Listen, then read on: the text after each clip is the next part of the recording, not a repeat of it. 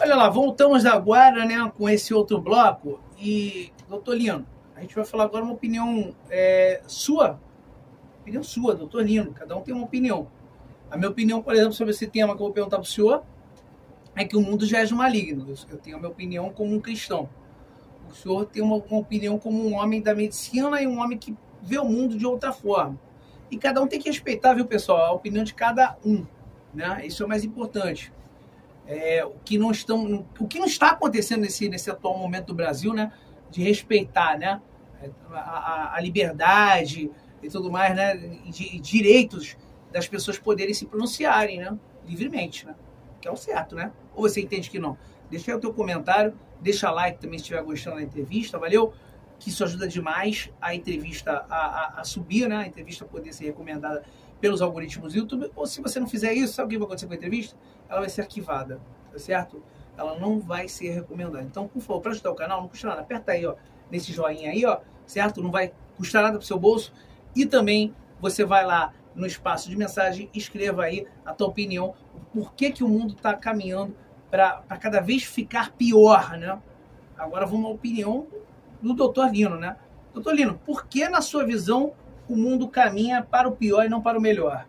Bom, primeiro, o psicanalista que eu citei no começo, o William Reich, ele diagnosticou uma endemia que ele chamou de peste emocional.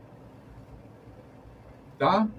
Aí, com estudos, os estudos começaram no consultório, em que a gente vai atendendo em psicoterapia um paciente e ele vai revelando o passado dele, o passado da família dele e tal, né? E esses estudos foram aprofundados por um americano chamado James DeMille. E James DeMille fez um livro chamado Saharasia. Eu tenho até um vídeo sobre isso. E nesse vídeo, nesse livro, ele mostra que o mundo, ele gira assim e faz o dia. Ele gira assim em torno do Sol e faz o ano. Mas o planeta também balança. Então, isso aqui é um peão que faz assim. Esse ir e vir são 20 mil anos. Há 10 mil anos atrás, o Sol está aqui, então o planeta que estava assim fez assim.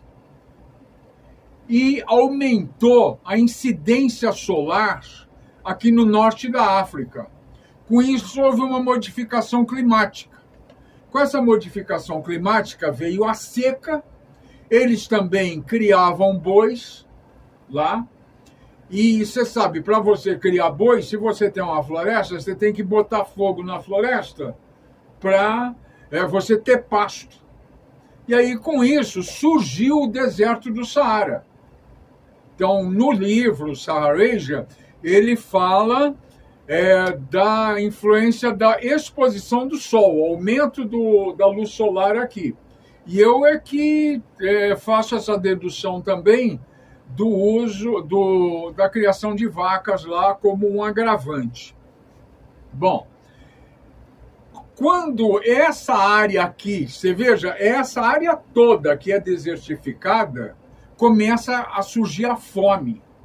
E aí quais foram as tribos que foram capazes de sobreviver? Você tem ideia? Não. Foram as tribos que alguém na tribo teve a ideia de assaltar outra tribo que tinha comida, matar, roubar.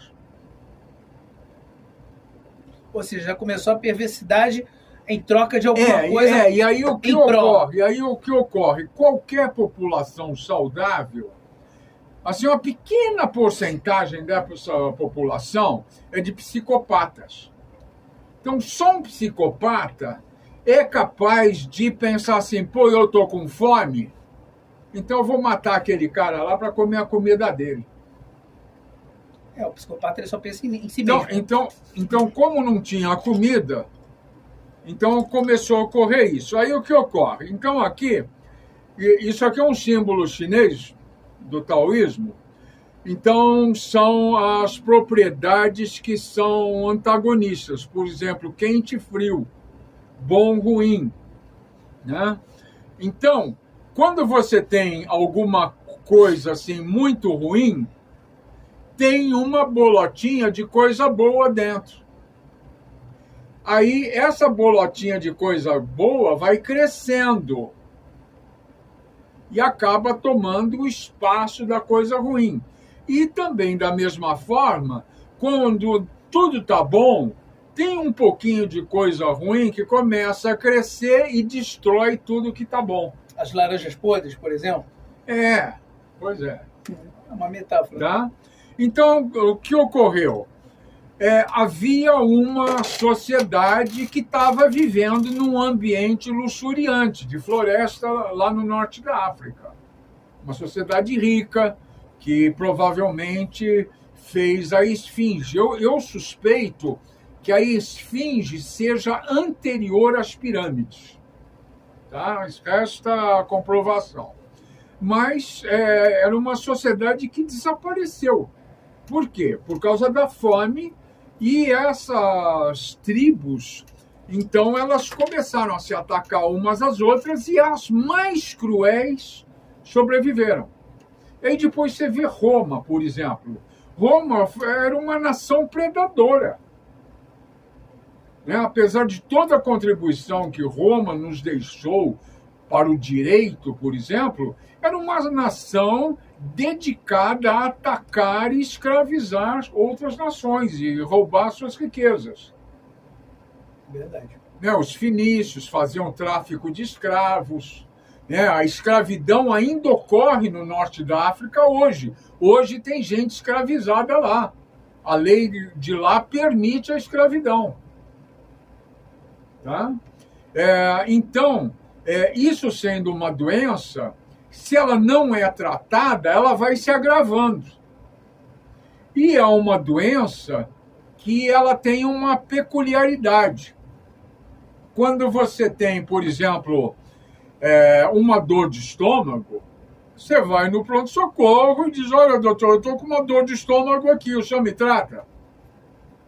Mas agora, quando você foi escravizado, quando você sofreu uma violência sexual, aí muito dificilmente você vai no hospital ou num psicólogo falar: eu vim aqui me tratar porque eu fui violentado quando eu era criança.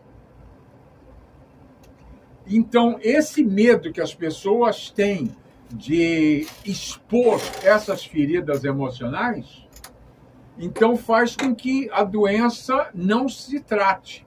E aí vai passando de geração em geração. Então o cara sofreu um trauma na infância e ele vai cometer esse trauma contra o seu filho. Por exemplo, aqui no Brasil, é muito comum, a gente ouve histórias de lá no Nordeste, pais que violentam suas filhas e alugam a filha, vendem a filha para o caminhoneiro. Você já deve ter ouvido história dessa. Então, em uma sociedade que isso ocorre muito, você imagina como é que é a mente da população. E aí, um estelionatário vendo esse estado de coisas, ele vai fazer o quê? Imagina, por exemplo, um cara que é dono de uma fábrica e ele trata seus funcionários com crueldade. Ele faz o que ele pode assim para tirar o sangue dos funcionários. Aí um estelionatário vê isso acontecer. O que ele faz? Nunca parou para pensar nisso? Eu já pensei. Eu penso o seguinte: o estelionatário ele vai lá nos operários e fala: olha que injustiça que esse seu patrão está fazendo com vocês. Essa fábrica está aí graças ao trabalho de vocês. Essa fábrica é de vocês. Vamos tomar essa fábrica para a gente. Olha, sabe quem que me lembrou esse teu raciocínio? Do atual governo, na época de sindicalismo. Puxa vida, me lembrou o nosso, esqueci até o nome dele, que está no poder agora aí, me lembrou você. O 9 dedos, meu editor me ajudou. Me lembrou o 9 dedos na época do sindicalismo. Será que é mais ou menos isso? Por aí. E aí tem o patrão que é cruel, que é escravagista, e tem o funcionário que é cruel, escravagista e ladrão. E aí é o patrão roubando o operário roubando o patrão. Exatamente. Então, quer dizer, tu mostra desde essa época aí, do deserto do Saara... Até agora, a perversidade, o psicopata, isso, né? Que não tem limite, né? O psicopata e o sociopata. Porque foi o psicopata que, sendo uma dessas bolinhas aqui, você escolhe a menor, esse psicopata...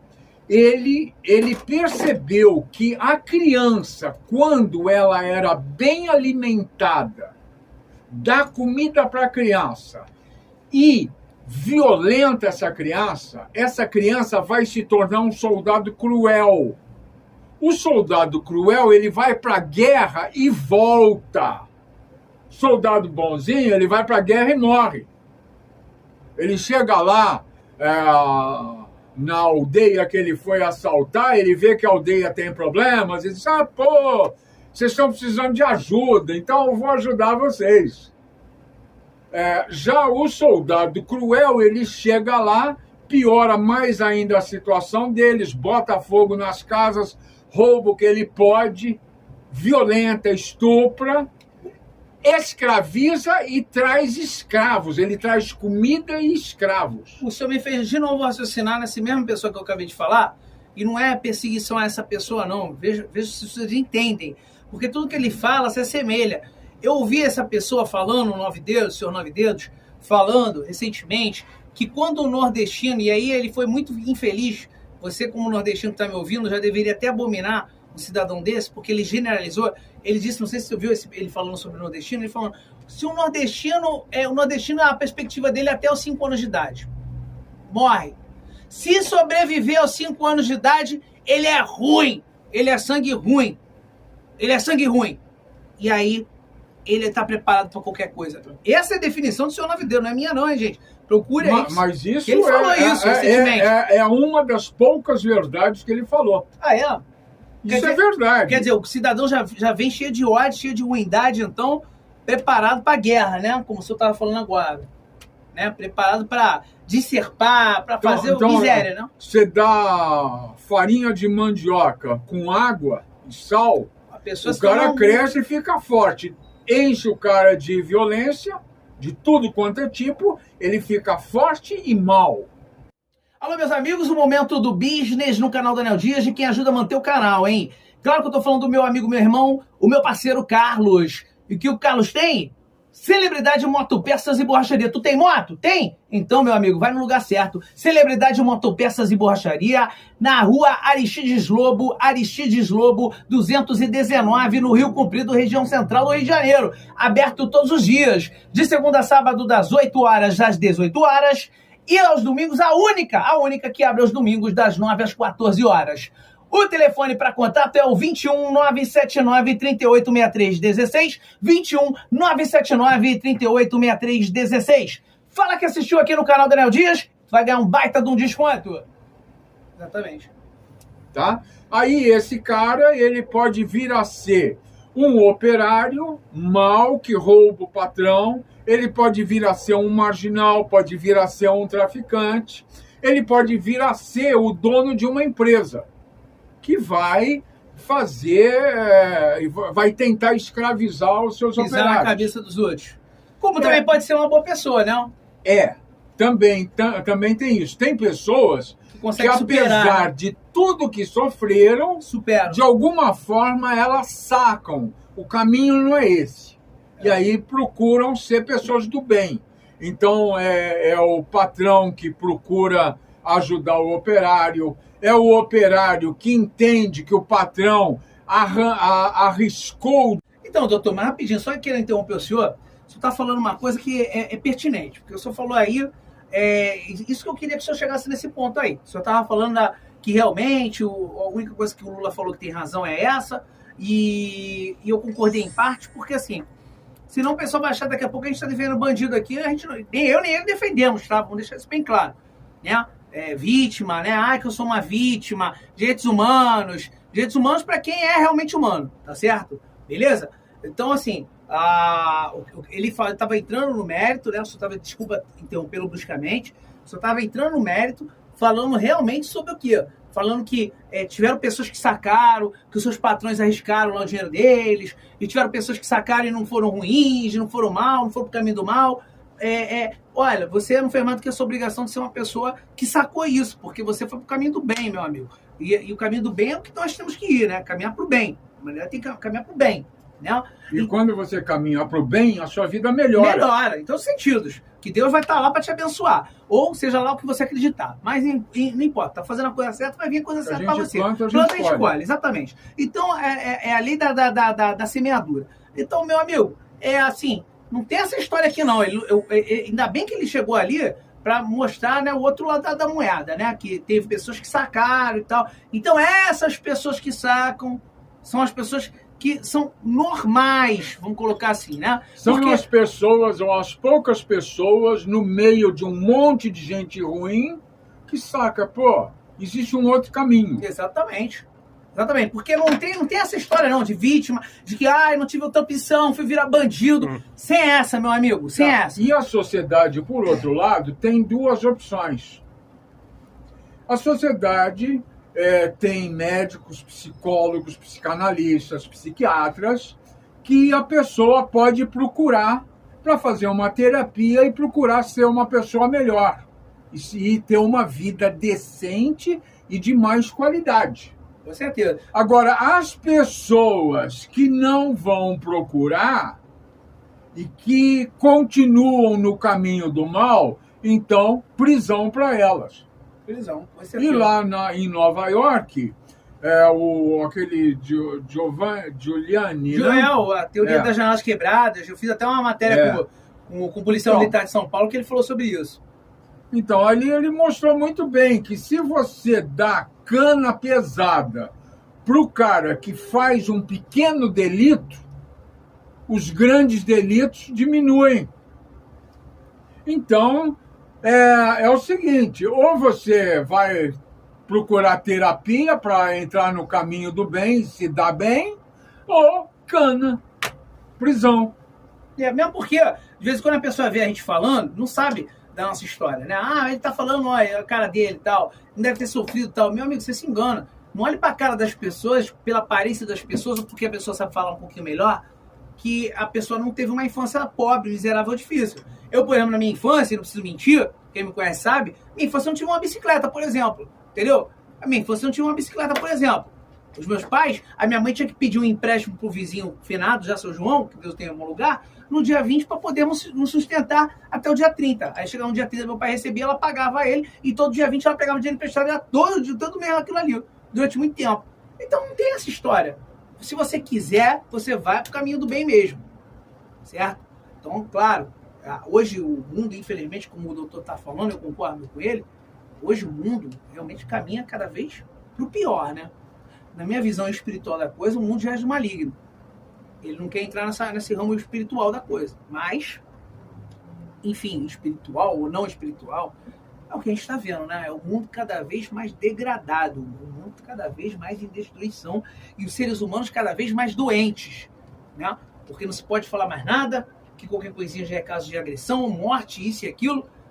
Cada vez está pior, né? Não indo muito longe, a série The Last of Us, que o meu amigo Hugo, meu amigo Fábio já viram, eu também vi. O Último de Nós. O The Last of Us. O Último de Nós. Tu viu agora? Não. Chegou a ver, não? Ué, isso aí, meu irmão, é o apocalipse de uma outra versão, que o cristão, por exemplo, não acredita, mas ele tá falando de psicopata, né? Tava falando do deserto do Ceará, do cara matar o outro para poder roubar a comida do outro. Então, foi mais ou menos o que aconteceu no episódio 8 e 9. Quando acharam a menina tava com um rapaz lá que cuida dela tal, e o pessoal queria matar, né, pessoas para poder comer pessoas, né? Ou seja, quer dizer, o meu interesse está acima de tudo. A minha fome está acima de tudo. O psicopata, ele gera sociopatas. É. Então, é aquela maçã estragada que estraga as outras maçãs. Exatamente. E numa sociedade tem cerca de 5% de psicopatas. Com certeza. Mais ou menos isso.